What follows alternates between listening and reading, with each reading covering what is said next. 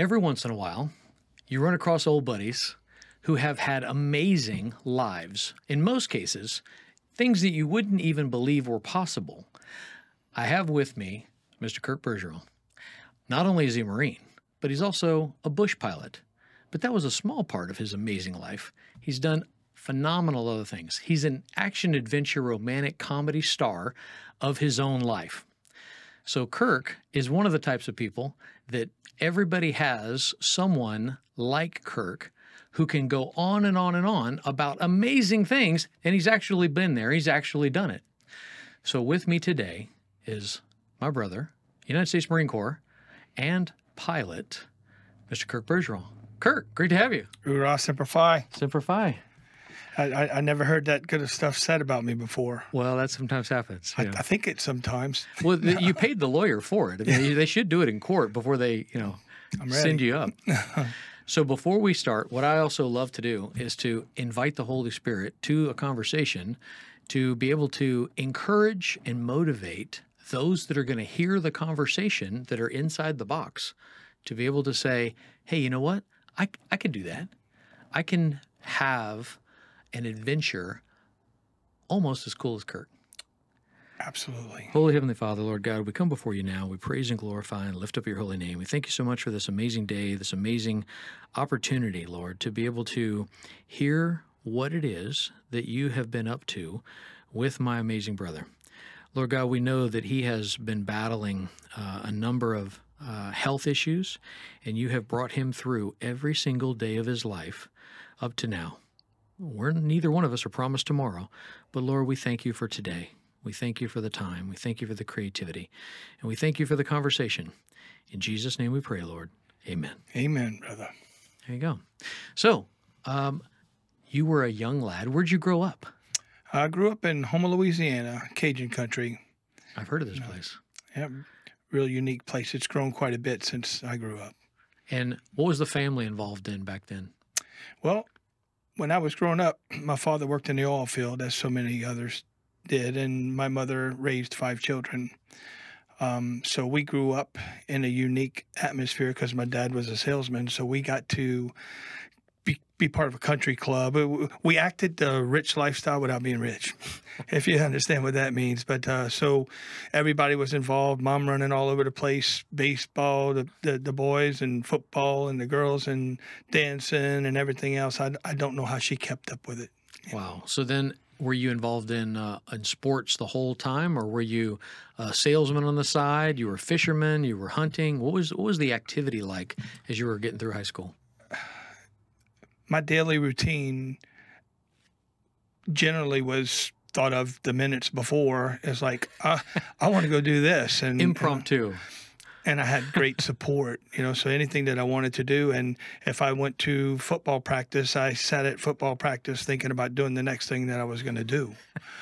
So that's what, I wasn't great at anything, but I did a whole bunch of things. So then what brought you into a desire once you graduated? Did you go to college, or did you go in the Marine Corps, or what was that transition? So I had aspirations of being an astronaut. I sat, in Houma, Louisiana, Bayou country. The only aviation we saw was seaplanes flying around, which I did that as well.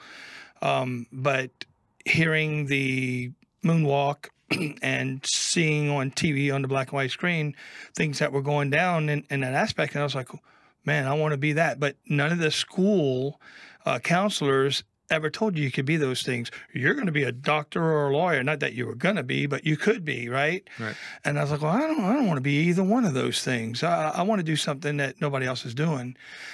So while I was in high school, that's all I thought about. Well, to get there, I thought you had to have your college degree. And so I'm like, no, I'm never going to make it.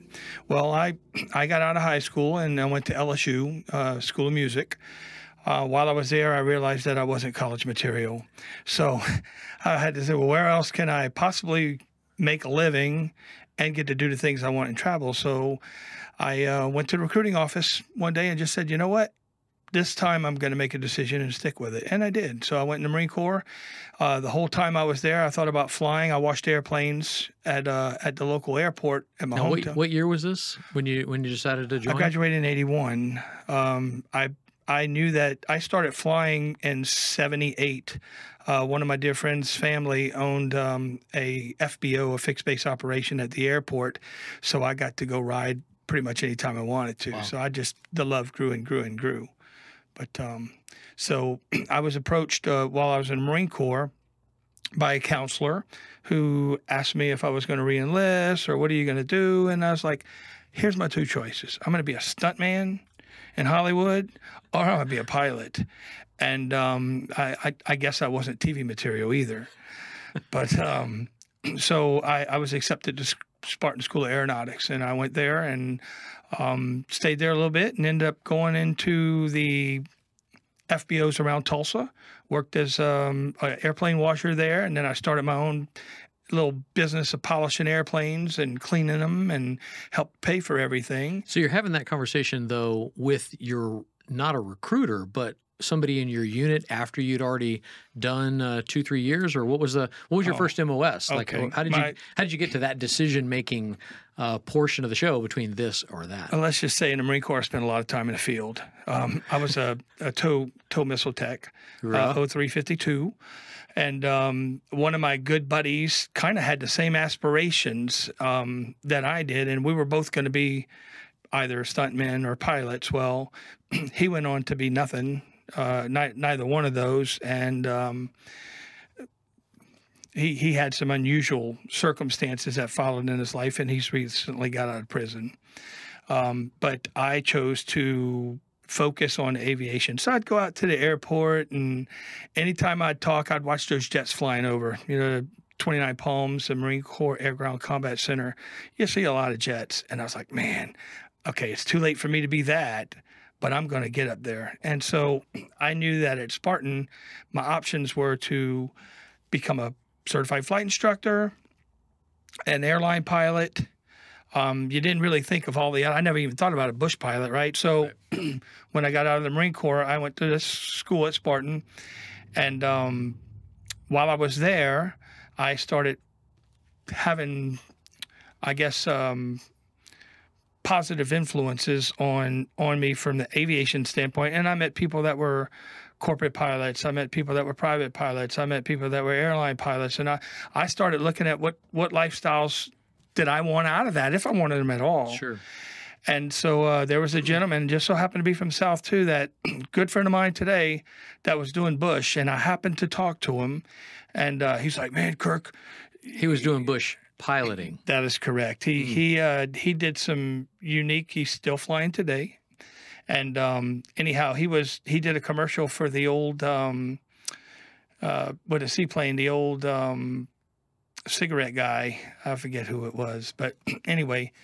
And by the way, when you say bush, I mean you know that world, but to a regular civilian on the street, a bush pilot flies what type of aircraft and generally where? Okay, so the type of aircraft that you fly is whatever they put in front of you. And where you go is wherever they need to go. So I've flown anything from a small Cessna 206, a single engine, 7-passenger planes, to light twin aircraft, Navajos, stuff like that. And we flew into the unique remote areas of Alaska that a car can't go, a boat can't go. Sometimes the Eagles can go there.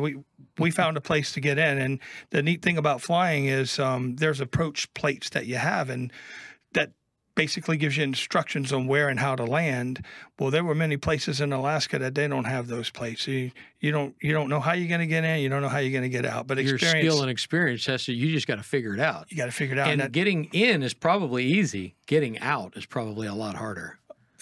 Well, in Alaska, I would say maybe a little bit, but there's times where both of them are very, very challenging. And but so we're talking like pontoons make that easier, or are you talking the big wheels that terrain tires? Okay. Terrain that's not normal for landing anything? Correct. So depending on where you were going, dictated what airplane you were going to fly. So you may fly a seaplane this morning and then have to fly 9 passengers somewheres, and a typical twin without the Tundra tires. It's got average runways.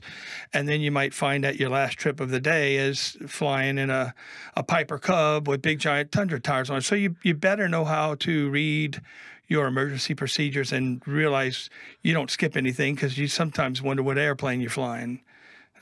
So you're at Spartan, but you're already a pilot by the time you get to Spartan. Spartan was a school that gave you more rounding, or the mechanical, or what was the main focus of effort while you were there? So I actually got my private pilot's license before I went in the Marine Corps. When I was in high school and part of college, my friend and him that owned the FBO, I got a lot of schooling from him. He's a great pilot. And so when I went to Spartan, it was for my commercial multi-engine land and sea. You get all the things that you need for instrument flying and stuff. So they basically train you how to fly for hire. And that kind of consolidated at that time, because obviously that can, if you don't go to a college or a school like that, that can happen. It just can take a lot longer and spread it out with the hours to try to get there. But very costly. Much more effective to consolidate that down into a school that is focused on that and has the aircraft and has the instructors and has the range of different things. And so to even be there, everybody there is already a pilot. Yes. And so, well, no, they had the private pilot program also. Oh, wow. For pilots that were just getting started. But, that would be for most people. For me, it was, okay, I'm tired of this place. I'm tired of renting an airplane that I can't go fly by myself somewheres. So it didn't take me long to realize that maybe airline pilot wasn't going to be my thing. I learned real quick that I could rent a twin engine for what I rented a single engine there. And guess what? I get to fly it anywhere I want to. So I went on to Millionaire Jet Center out of Tulsa, and I was able to buy block time, which is 10 hours at a time. And so most of my training was done in twin engines.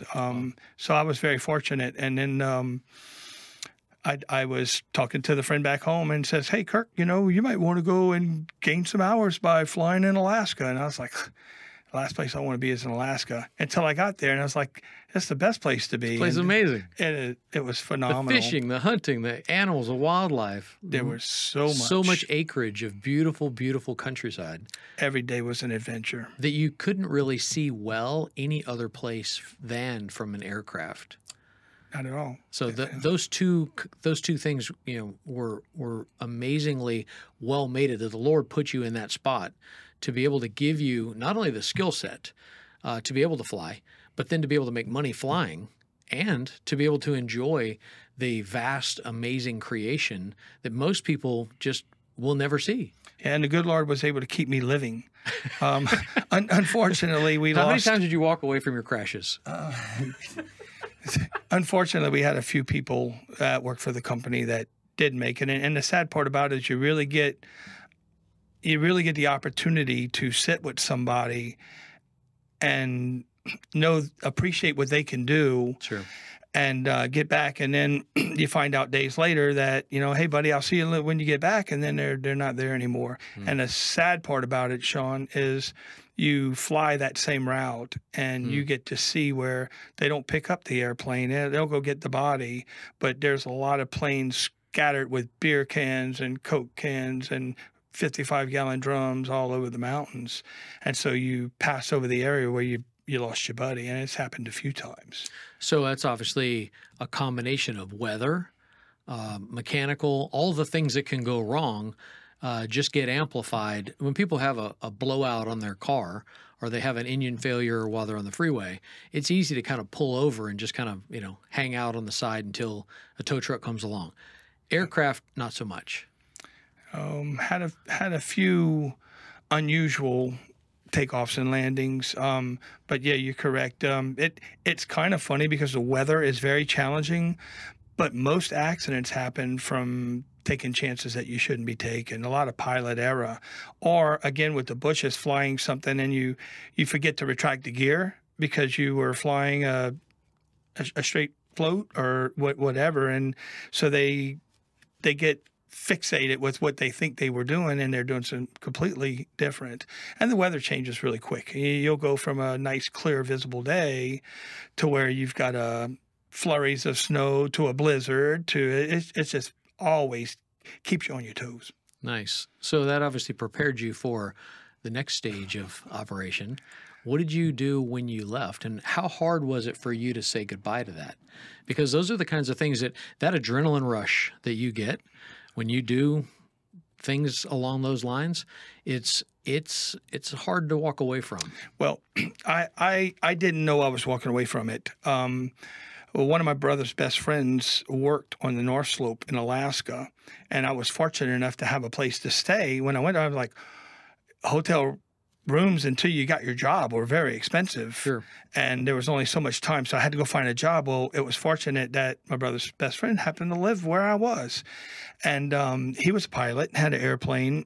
And, well, he was one of the accidents that happened. And when that incident happened, I was back home on leave, and I sat with him when I was leaving. We'd go grab a beer and talk about where you're heading and what you're doing. And I got a call like 2 o'clock in the morning one time, and unfortunately he and his brother both crashed, both passed in an accident on an airplane. So then I was like, man, starting to think of all the chances that I took, Sure. that I did take. God blessed me by keeping me alive and getting me and my passengers, that I was like, hey, maybe I need to fly closer to home. My son was born. He had some health challenges. And I didn't like going away for, 20 days at a time, coming back, and he looked like he had grown up already. Wow. So I went and decided that maybe I could find something else. So I went to flying seaplanes, selling cars, doing whatever I could to make a living. And I just don't feel comfortable working for somebody else. So it's like, I go sell cars. Well, I don't need somebody telling me how many cars I need to sell this month. I need to figure out where I'm going to find my own lot and go buy the cars that I want to buy and sell. So that happened. And then I started flying seaplanes, doing both at the same time. And so that was not back in Oklahoma. That was where Spartan was, but we're back in Homa now. No, not in Alaska, but we're in Homa. Or did you? I was in Oklahoma starting, and then I was able to move because I worked a 2010 schedule. So you could kind of live wherever you want to live. And my hometown was Homa. So we moved to Homa, and we were going to open up an aviation flight school, my friend and I, that had the airport. And we're getting off track here, but we were there for a week, and another buddy comes up and says, you guys need to go to Florida and open up a water sports business. And I'm like, man, we getting ready to start a flight school, and we're going to do this and do that and do that. And the next thing you know, I'm coming back trying to figure out how I'm going to tell my wife that we're going into water sports business and we're going to have to relocate.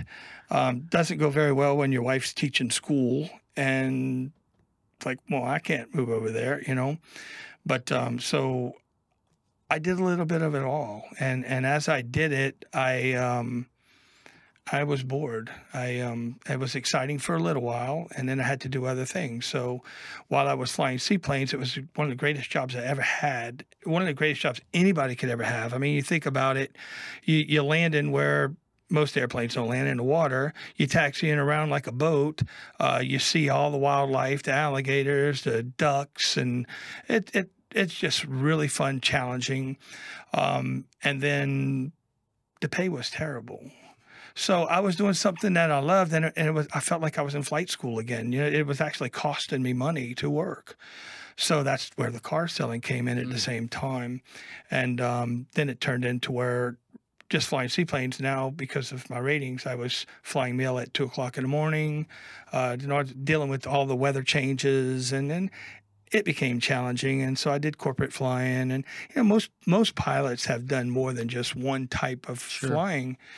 But throughout all that, I did different trials and different little things to make some money, and hobbies turned into owning businesses, and owning businesses turned into getting out of business and going into another one. Every time you get rid of something, you have to fill that void. Sure. And so there was a lot that came through that. And unfortunately, when they had career day at school, I could go there by myself. I've pretty much done it all. Not very good, but I've done it, you know. So would you say you're a serial entrepreneur where the starting of things, the ideas are there, the startup is there, but after you start it up and you get it running, it just gets, it's not challenging anymore. It gets a little bit boring, or you see something else that you want that challenges you, and you want to go jump into that and challenge yourself from that direction. So it took me many years to realize this, and you know, I've always been told that you're very creative and this and that, but you never finish anything. And so then I started thinking about it recently, because I went a long time thinking, you know what, you're right, I just can't stick with anything. Am I mentally challenged? What's going on? But then I realized, you know, when you have these marathon runners, they got guys that are assigned to get it started, set the pace. There's a lot of things where people are there to start and get things going, pace car or whatever, but they don't necessarily finish. They're finished when they've served their purpose, not when other people think they've served their purpose. Great way to say it. And so I became a really good starter. I became an average participant and a terrible finisher. But again, most people never get that far. They think that they have to be the one to come up with the idea, to go through the process of creating the widget, designing the widget, setting up the business around the widget, selling widgets to be successful, and then there's no end. We're just selling widgets, and this is how it is. And if you don't follow through with that picture, somehow you're a failure. But that's not the case at all. You may have been equipped particularly for the purpose of coming up with the idea, handing that idea to someone who isn't good with ideas but knows how to turn it into a real thing, then handing it off to someone who really knows how to sell it. Absolutely. The most successes that I've had, and I'm currently participating in that, as you know, is recognizing other people's talents and how to take advantage of them. When you solely rely on yourself, there's so much demand, and time is money, and you don't get the view of other people. So if you're not willing to understand somebody might have a better way of doing something that your idea is, you limit yourself. So success for me has been the talent of recognizing other people's talents. Well, the other aspect of that is there's an understanding of team, and you have a very good understanding of team. Absolutely. You have a great understanding, especially, I mean, there's Marine Corps that really drives that home. They steer you very, very well. But at the same time, it's okay if you don't have all the answers to all the questions. It's okay if you have a few answers to a few questions and somebody else, you know, picks up the slack. That's your tool bag. The team comes in and does that together. That's correct. So over the course of time, you've obviously had many widgets that you have been involved in. So if you were to skip a rock across the clear, still lake, what would those rocks touch as far as products that you've been involved with? Aircraft sales, aircraft flying, washing cars, detailing aircraft. These would be businesses also that I've had. Limo business, limo bus business, car dealership, designing and making cutting boards, woodworks, carving, soap. I mean, you name it. There's a bunch of them. The rock's going to hit land and ready to keep on skipping because I'm going to forget a lot of them. But I've done a bunch of stuff, and like I said, none of it has been superb. Well, so obviously you can't do this alone. You, at the very least, have to have an amazing lady behind you, willing to not put you out with every bad idea that comes along, because only the ones that, you know, are successful, but having a good, amazing wife by your side to be able to truly let you be who you are, understand you, love you, no matter what happens, and to be able to be there with you all the time is a very powerful thing, because many, again, will consider themselves a failure if someone else's version of what success looks like isn't attained. And one of the people that we really, want to make happy through our lives as husbands is our wife. And so if our wives aren't on board with that, it can go south pretty fast. I can sum it up in a sentence. My wife is from farmland in Nebraska, Central City, Nebraska, and basically her claim to fame of verbiage is, I wanted adventure, so I married it. That's what I hear all the time. She married it, but that doesn't mean that she loved it as she went on. And, it's like, I'm going to do this. I'm going to do that. I want to be this. I'm going to be this. And she's like, oh, I love it. I love it. I love it, until you start doing it. And she's like, well, how are you going to pay for that? And then you start realizing that the money that you made from before is funding this, and it's taken from the family. So she's been very supportive financially, emotionally, in every aspect of my life. And we have an amazing family. So I have to say that when they say opposites attract, I don't think you could get more opposite. So she's solid, and God. You're all over the place. And she's highly intelligent, and you're a musician. Well, that's another thing I did. I played in a band. We recorded some stuff. But yeah, she's the foundation. And sometimes I'm so out of there that I just see myself coming and going. Just what they say back then. They didn't have an ADHD. It boys crazy. But yeah, I just stay very active. Does she put corn in your gumbo? No. But she's learned how to make an amazing gumbo. Being from Nebraska, it's kind of funny. That's one of the things that I was concerned about.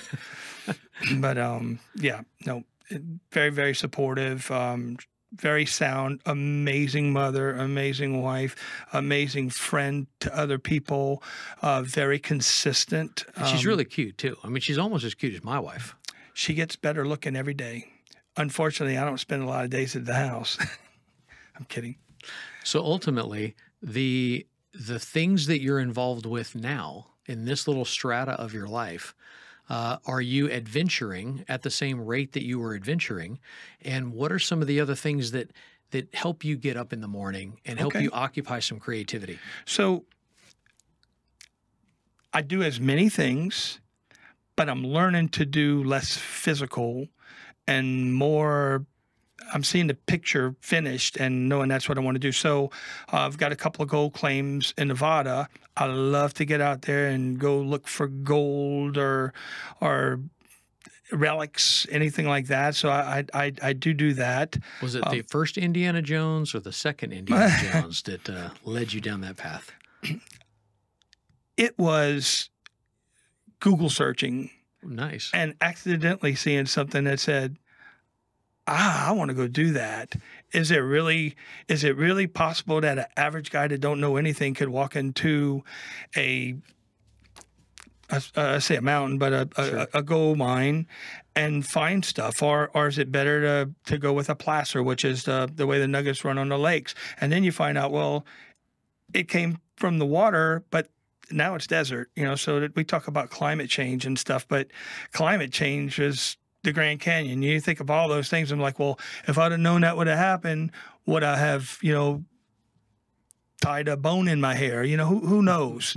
But so I got adventurous into saying I wanted to do that. So I started researching. Well, I realized real quick that people who didn't have the experience, there's nowhere to get it unless it's OJT. So I started trying to figure out all the mistakes that other people made because I wasn't going to make them. And well, the technology is different too. I mean, back in the day when the 49ers, as it were finding gold, the coarseness or the methodology that they used to be able to find gold was super antiquated compared to what is available now with not only GPS and Google Earth piloting, the ability to do surveys with land and to be able to see trends over time and to see the geography and the geology of what creates an environment which this can be found a little bit easier. So it's a very, very different picture, and you have access to that. And you get maps, and you're not risk averse. It's okay to go out into a harsh place and hang out if you know that not only there's an adventure, but there's probably a reward on the other side. Absolutely. And you learn to appreciate what all the other people have been through, not just in the 49ers, but in flying. When these guys flew by the stars, well, what happens if it's not starry at night? These young pilots in World War II that didn't have the technology we have today. You look at the 49ers, today, to this day, when I went to the gold claim that I got, I was handed a pick. So even the stuff that goes way back still has some roots to today. But yeah, as you learn in life and fail at a lot of things, which they say is what success is, 99% failure. I've learned that if I take everybody else's mistakes and apply those to me now, it not only brings me that much further, but it helps me try to, with an entrepreneurial spirit, find solutions. And by finding solutions, the first solution that you can find is who else knows this, such as yourself. I take advantage of you. But people, oh, shucks. people who can recognize that first and then say, now let me share with you what I know so you can take what you know and make it better. And so that works in everything that I've been doing. And I'm finding that it's taking less physical time and allowing me to get creative. And that's what it all boiled down to is, in my life, if I would have just sat down and wrote down ideas and how to improve on them, I think that it would have been much more advantageous and less financial hardships. Are you a fan of history? Are you a fan of biographies or studying Shackleton or other adventurers that have made a name for themselves that have lasted through history?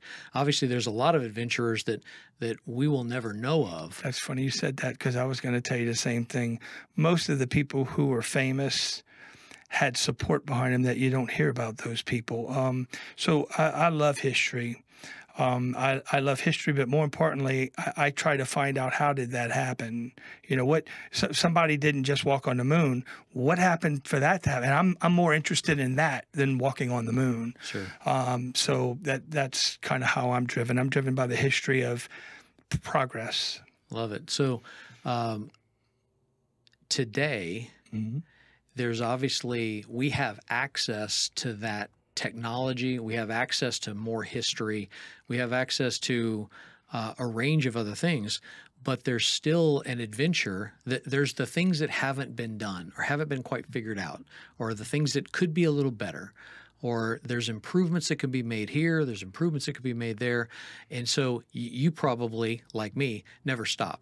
The ideas just continue to come and go. I drive my wife crazy. We'll go, oh, by the way, so owning restaurants, owning the water sports business, oil field sales. So now I got to own a chemical company because I can do my own chemicals, and car detailing products, owning a business that made ceramics. So I drive my wife nuts because I walk into a restaurant and see, oh, that's pretty cool. And then I start trying to figure out, but I would do this. I would do this. You know what, Brenda? We need to open up a coffee shop. Or we need, so yeah, as you know, it doesn't matter where you go. You go into a car museum, and next thing you know, you've got to be a car designer. Or you go to an airport, and it's like, man, I need to start my own air tour business. And I could do it better than this guy. I could do it better than this guy. All right, so is it a bit whimsical where there's not necessarily a particular rhyme or reason? Is it financial, where you see financial opportunities that lay right in front of you? Or is it just challenge and creativity and going in that direction? So that's probably one of the faults that other people would say is I've never looked at the financial reward. I always thought success was being able to survive and bring smiles to other people.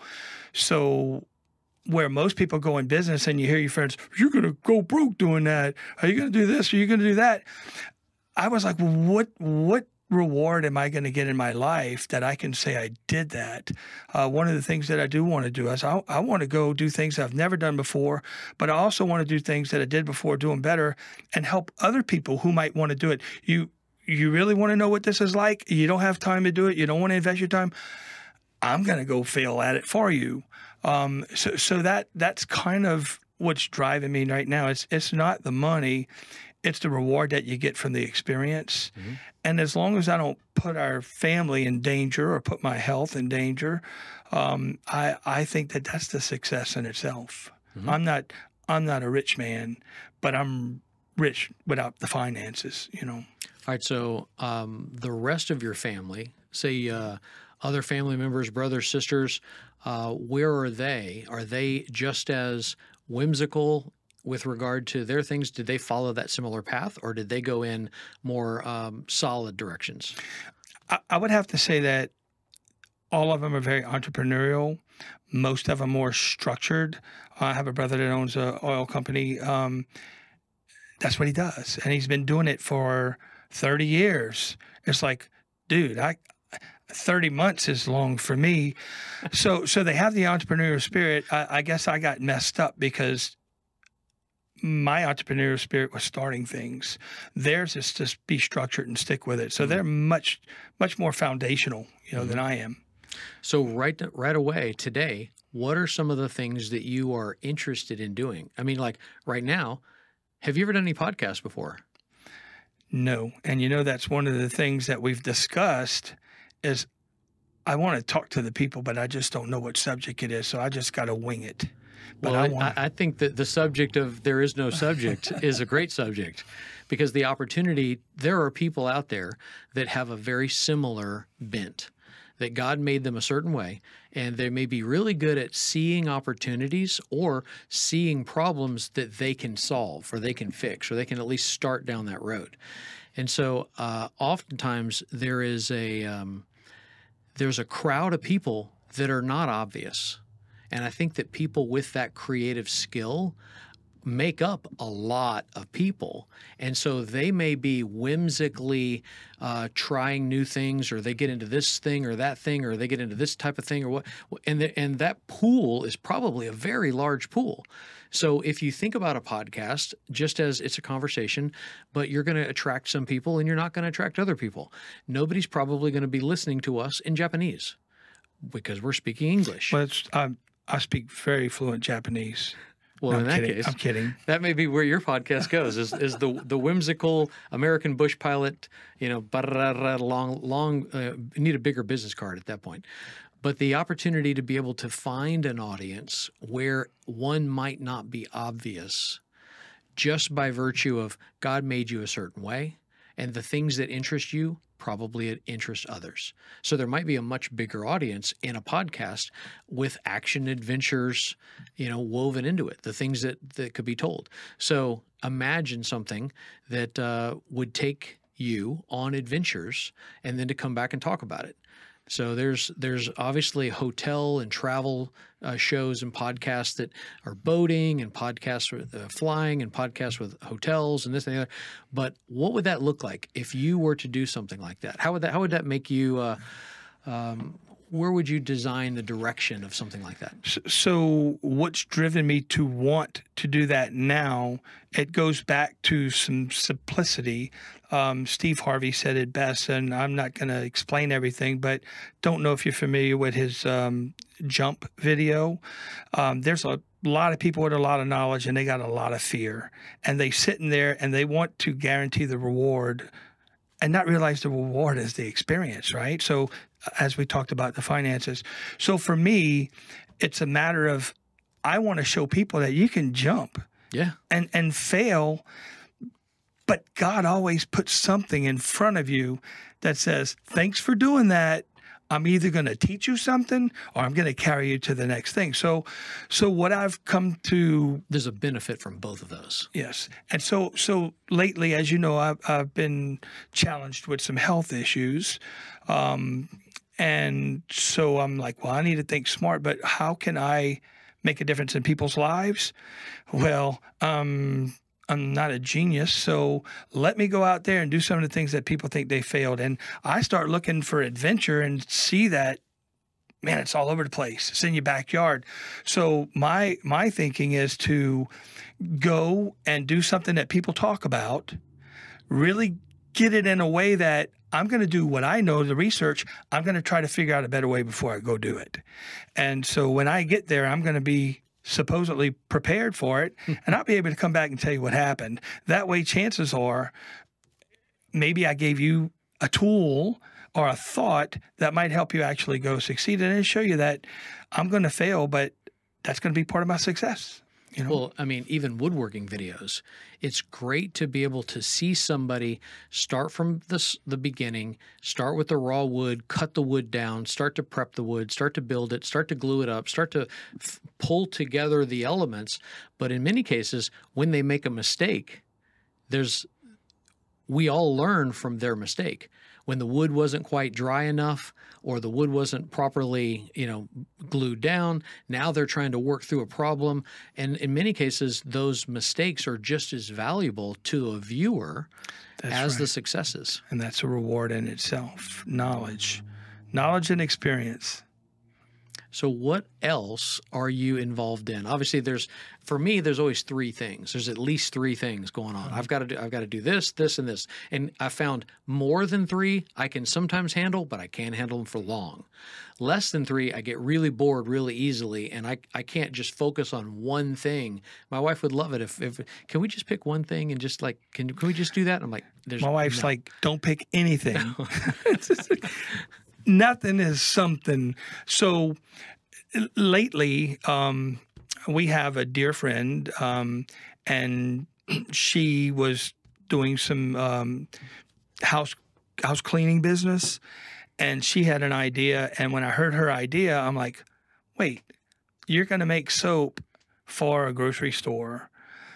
Well, my thinking is, why not make soap for the world? So I started learning about the soap without even going to her. The grocery store was probably a very big deal, a huge client, a huge market, and here you come along and go, you could do better than that. So unfortunately, I put that seed in her, and she asked my opinion, and that's a mistake. So I started thinking, well, what I'm going to do, and so I started looking at soaps in a way that where's the mass market? Where can you go in and not be a hobby or a mom and pop thing, not necessarily a financial thing, but be set to where you have a challenge and you have an obligation. The obligation gives you consistency. Yep. So I started thinking, we go to casinos quite a bit, mostly for the food. And in the room, they all got the same dumb-looking little soaps, right? Little 1 ounce soaps. Now you're seeing it everywhere. You're seeing opportunities everywhere. But they got multi-million-dollar spas there. They've got the robes hanging. They've got everything. But they got it. So I was like, you know what? What are these casino resorts all about? Well, they're all about poker chips, right? That's what it comes out. So why not have a poker chip soap? So as you know, I convinced her that that's where we need to start, and moved into some other things. And then, not knowing how to do it, I look at people like you that says, hey, Sean, I've got a finished product. You tell me how I'm going to get there. So I can create it, but I don't know how to necessarily put it all together. So that's one of the things that I'm doing right now is the soap, and trying to figure out how to be a master soap maker. So I went to school for it too. Then the second part of what I'm doing is I want to do the podcast, because I think that's my way of helping other people. We all want to help other people. So the way that I can help and make a difference in people's lives, if somebody said, man, I want it to be, let's just say a pilot or a classic car, whatever. If I can go out there and get you started and say, hey, like the high schools, they should have counselors that said, look, you can be this, this, this, and this, and this. By the way, you tell me something that probably most people don't know, and get their mind thinking in the right direction. Absolutely. So I think with a podcast, I can maybe affect other people where one day they say, you know what? I never realized. How many people say, I never realized I was going to be doing this? 99% of them. Sure. So that's the other thing, is a podcast. And then the other thing that I'm looking at right now is I've always wanted to design homes. And again, you walk into a house and say, well, I can do that better. I can make this bathroom better. What do people like? And you hear all the wives, they talk about the kitchens, they talk about the bathrooms, they talk about the washrooms. So I want to do a mini resort, and utilizing today's technology and some solar, but I'm an oil and gas guy. But I want to design a mini resort, kind of a beach resort where people can go enjoy themselves, but do it in a unique way with like the yurts, but the wooden round housing, and see where that goes. Love it. Is there a particular software that you prefer to do that kind of work in? Is there something that you've gravitated towards from a tech side that helps you out with that? Google. So one of the things I tell my kids when we design and other clients as they come in is I always like to start any idea by binging on all the previous art. So if you can, again, go right to Google first and just go, hey, what does this look like? And then how many other things can you take? And even if you took like even a half hour and start to get a sense of who's already done this and who's already done a good job with this. And I'm not necessarily going to copy that. I want to improve on it, but I want to stand on the shoulders of those that are already doing the thing rather than me having to start from scratch down at the bottom. And sometimes asking the right question and understanding the problem and then starting from the ground up is the right answer. But in most cases, not. So I'm glad you brought that up because now I see where you were maybe going with it. My way of saving time is to look at something interesting and find the best. What is the, if you're going to look at like the yurts, well, you got the ones that are made out of vinyl. They're all great. And they're usually round, right? Yeah, they're round. So to have a square yurt right out the gate is a little bit different. Unique. But a potentially better use of space. And who has been doing it for a while, but sometimes the ones that's been doing it for a while aren't as good as the ones that started doing it a year ago. Right. Because they may have taken what you knew and improved on it, and the other people are stuck in the past.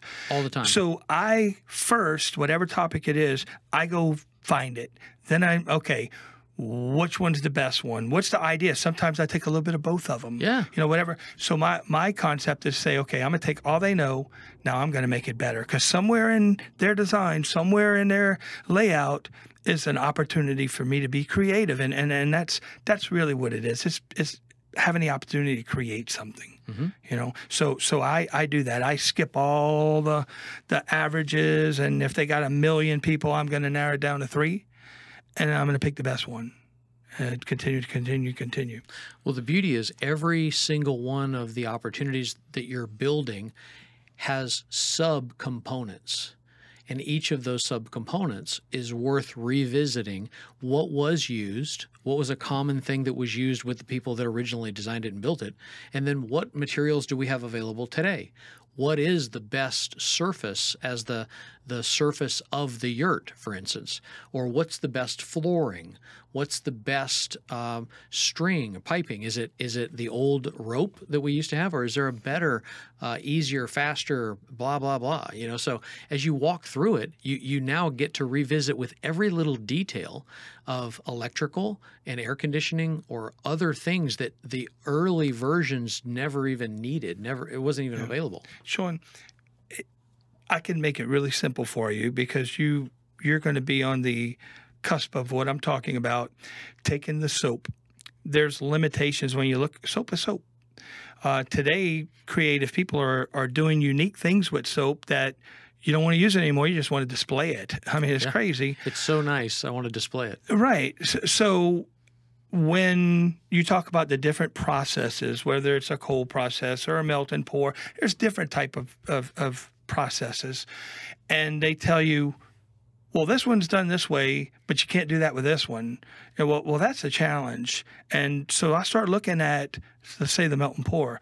Oh, you limit it with this. You can't do this. You can't do that.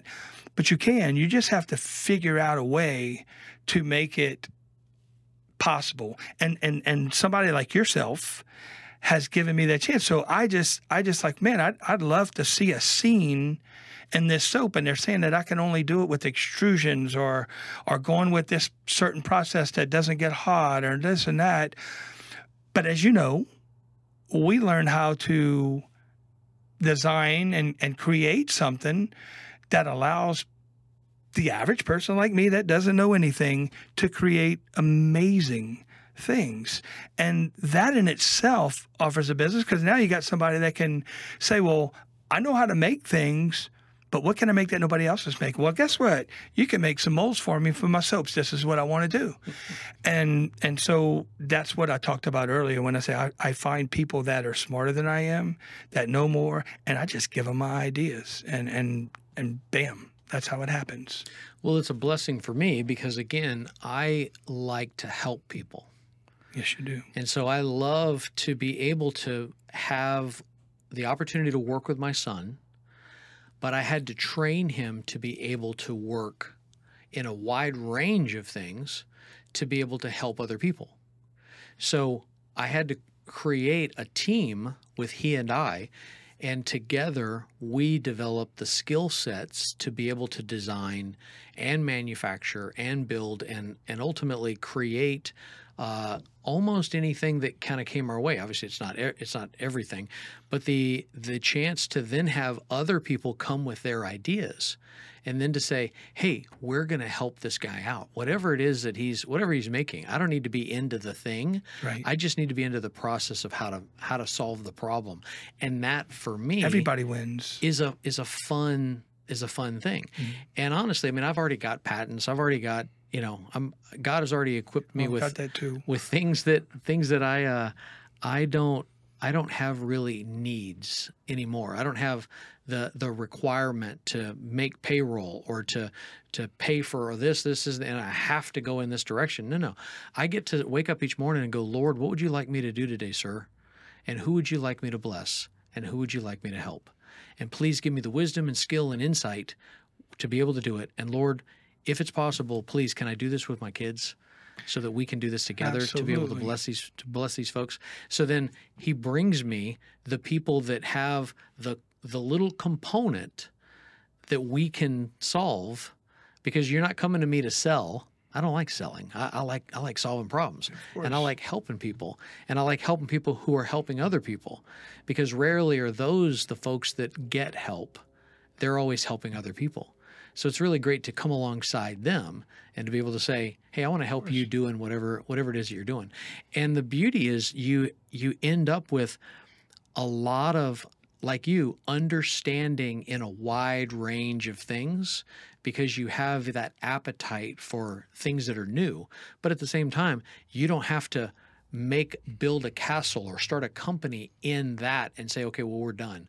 No, we're not done. What you've done is given, as you would so many people, is I get a concept, I create an idea, I bring it to you, you show me how it's done, but then what it does is it says, oh, now I can be more creative. So by you being creative and showing it, allowed me now to know what limitations I may or may not have and get more creative. By the way, I do the same thing. I asked the Lord to tell me what he would like to do today. What would you like me to do today? He said, I don't care what you do, Kirk, but for crying out loud, don't tell it to Brenda, Cole, or Taylor, my kids. Just keep it from them. That's all I ask. So that makes my day better, and it makes theirs too. I'm glad you got that part figured out too, because he knows you. I mean, he built you. Yeah. He knows exactly how you fit in. You can hear him saying, "Oh God, oh me." So today, do you feel the need with each of your things? I mean, obviously, sometimes it makes sense to do this, other times not. But what would you say to a young entrepreneur or a young inventor or a young designer, creator, a creative person? Is it required to start a company around the thing, or just make the thing? And then once it really takes off, at what stage would you suggest starting a company, or maybe handing that off to somebody else? What's a good pathway? So looking back now, and I have amazing children, so we try to show them what they can be, but let them make their own decisions. And too many people today, as in the past, were focused through their schooling of what am I going to be? Right. What am I going to be? Well, why don't you try to find out what your gift is and work with it? And before you know it, that's providing your family. It's providing everything you want. And if it's not, you don't have to look at it like failure, because all you've done now is saying, I did that. Now I'm going to do something else too. Right. And so I look at that now to where I've had people tell me, that, man, you've done so many things and whatever, you don't stick with nothing and blah, blah, blah. But the reality is I never looked at any of them like a business that I was going to own. Unfortunately, I ended up owning the business because I needed the tools and the avenues to channel everything. But my advice is to start out, your main job would be to find out what's available. Mm-hmm. What's out there that I can do that I don't know right now? Mm-hmm. And then once you do that, say, well, that sounds like fun. I'm going to go and teach people how to snow ski, right? So you don't have to say, oh, I'm going to go open up a snow ski business. I'm not going to open up a ski business, but I'm going to learn how to do it. And if I enjoy it, I might stick with it. Sure. And so that's the thing. So don't look at life like I'm going to be this. College is a joke, mm-hmm. when it comes to that, because they're lecturing you on their experience and what they think you should be and how to keep you in that mindset. But you somebody like you or myself spend time in class saying, I need to get the hell out of here so I can go figure out this on my own. So I just say, hey, look at life, the future, as a way of finding out the things that you want to accomplish while you're here with the gift that God gave you. Love it. Mm-hmm. All right, so the soap that you're working on now, is there anything that you see within that marketplace that is a kind of an obvious opportunity that you'd like to go into or kind of help other people who are building soap, things that they may not have creatively seen before, or may have been a challenge where somebody said, hey, this can't be done.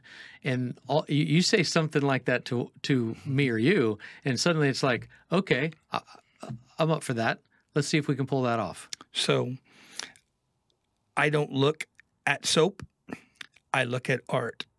So I get up and what art do I like? Well, obviously, I'm a classic car, aviation, vintage aviation kind of guy. I'm going to look at aviation pictures of classic cars. So when I see a seaplane landing at sunset, I see it as a bar of soap. Oh, wow. And then I'm like, how can this be done? So I asked the people who instruct me on how to do soap, how to do it, well, that's not, you can't do that. You can't do that. So now I'm like, well, okay, I'm going to show you how I can't do it. And then I'm going to go find somebody I can tell that to, that can help me make it happen. Sure. And so that's what I do. I take a picture, I do the best job that I can to get there, and then I take that to somebody like yourself and say, hey, Sean, this is where I'm at. What do you advise with your experience and your capabilities to help me do that? And then funny part about it is it's a whole different process than what they've been doing for 50 years and sticking to it. So it gives other people now the opportunity to do things that they didn't know how to do. And so that's a reward. See, but by you challenging yourself helps other people that have fear, that don't see that. And not everybody gets to see something that's already finished in their mind. Sure. If they don't see it right there, that's it. That's their limitation. So my goal is to let you see something that you want by pieces of other things. Love it. Mm-hmm. Again, I've never heard anybody speak of soap and art in the same sentence. We're supposed to get his pun. Supposed to. Love it. Hey, I really, really appreciate you taking the time out of a busy, otherwise beautiful day to come down, have a conversation, and get initiated into a podcast, and to take some of the wisdom, creativity, and opportunities and bring them over so that I get a chance to tackle some of those things with Isaac and turn around and bless you, and in turn bless others along the way. What an amazing family you have. I have never met anybody quite like Isaac at a young age that has the knowledge, the stuff that you've taught your children, but then for them to build on that on their own, and that's an instilled thing that you and your wife have done to your children, and it shows. And it doesn't just show there, it shows what they're doing there, but also in their general life, because I watch them mingle with other people. They speak intelligently, they're very polite, they're very well-mannered, and you can tell they're driven by God as well. So my children are the same way. I've got the most amazing children, and I don't have to worry about what they're going to say or how they're going to act or what they're going to do. I already know it. you know. So Super that's awesome. Hey, let's do this again. I want to hear about your adventures, and I Okay. want to see where the soap can float us. That's a really good one. So yeah, I think what I want to do, I just talked myself into, I want to go look for some pirate coins, and I'm Nice. going to try to figure out a way to do it, making it easy for the average person to go do. So I'll let you know what happens. How about soap-shaped pirate coins? There's no limitations, Sean. Many of the opportunities. Absolutely. Kirk, thank you so much. Pleasure. God bless you, brother. Thanks for giving me your time.